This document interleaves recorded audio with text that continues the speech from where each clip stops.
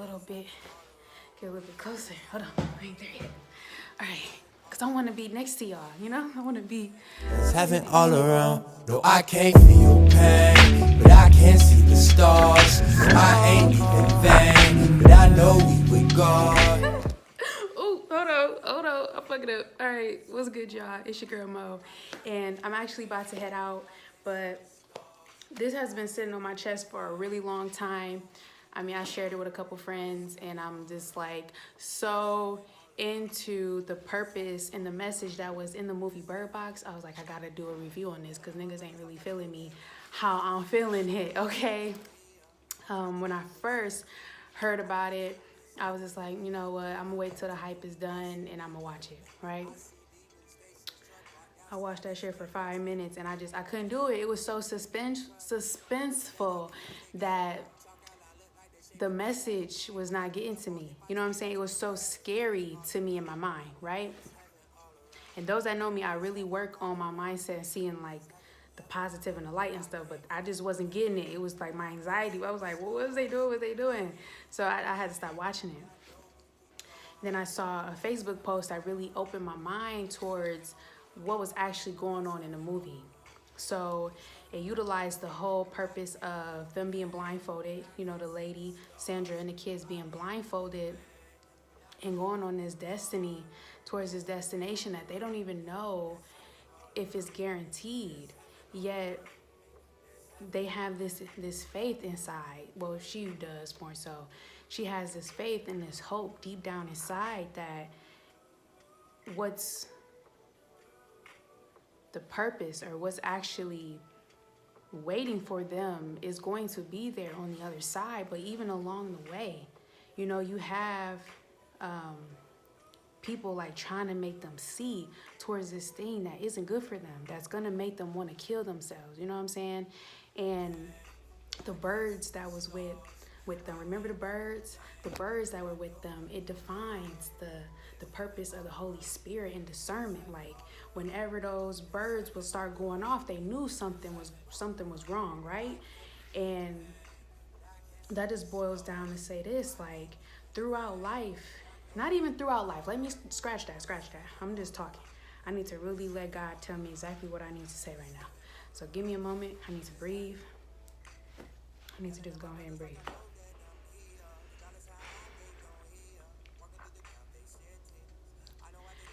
When God has something for you, when he has a purpose intended specifically for you, and you know it's probably something that you would have never thought of, but it's something that was brought to you, your lesson, your purpose, your whatever. And as you're on your way there, people are going to try and make you see differently. They are going to try and force you to have doubt. They're going to force you to have fear, whether it's people or even your mind. So just stay focused, you know what I'm saying? Stay focused, have hope within what God is like telling you to do, and be able to keep having that joy and that discernment, like knowing stuff ain't, if you know it's not right for you, if you know it's not going to get you closer to where you need to go, then shut it down, because it's not for you, and it's not going to get you there. So when you keep finding yourself like going through cycles and dealing with the same thing, understand that it's not for you anymore. It's not serving you anymore. You got to let that dead weight go. I really like the representation of Sandra Bullock, a woman being the leader of this situation, because to me, she represented Gaia, Mother Nature.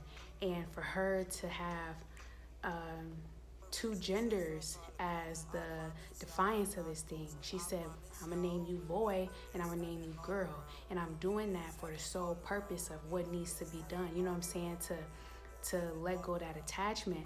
But even if you notice, as much as she tried to not be attached to either one of these kids, she kept those kids with her, because God brings you tools and people and things like that are there to help you get closer to your destiny. You're not in this alone. Don't ever think that you are in this by yourself, because you're not.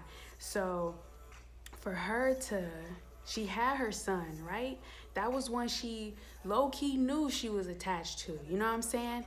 But when she thought she was gonna let that little girl go, just because she ain't have her, just because she wasn't blood in a sense, she was literally about to let her go. But in that moment in time, she let her stay. She told her, no, nobody's going.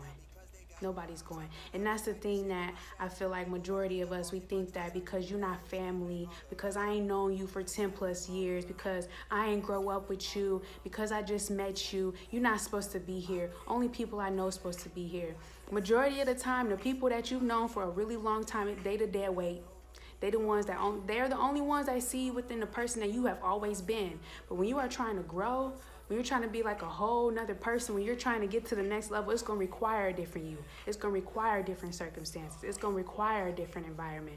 It's going to require people that's not going to sit there and gossip about you. It's going to require people that can actually put light into situations. It's going to require people that can see greater in you. And majority of the time, it's not even the people that you grew up with. It's not the people that, you used to color with when you was 2 years old. It's not going to be them people. It's going to be that person that you just met a couple months ago that actually seen that light in you. You know what I'm saying? That actually wants to push you further. So keep those people around. Keep those people around. You have to believe that God has brought people into your life that actually wants you to succeed and wants to actually fulfill that purpose that was given to you. So you have to trust the process. You have to trust the process and realize that they're going to come in different shapes and sizes and genders and beliefs and everything like that. But at the end of the day, you need to know that discernment, what the birds was doing. You need to definitely know and trust that the things that are around you are for you. The things that are around you are for you. And I think what made it so beautiful at the end of the story was when they got to their destination and it was like a center for blind people. The people that could see. You know what I'm saying? Like maybe they were blind, but they could see at the same time. You know what I'm saying? Like I don't know if I'm saying this right, but I know I felt it. Like even people that could see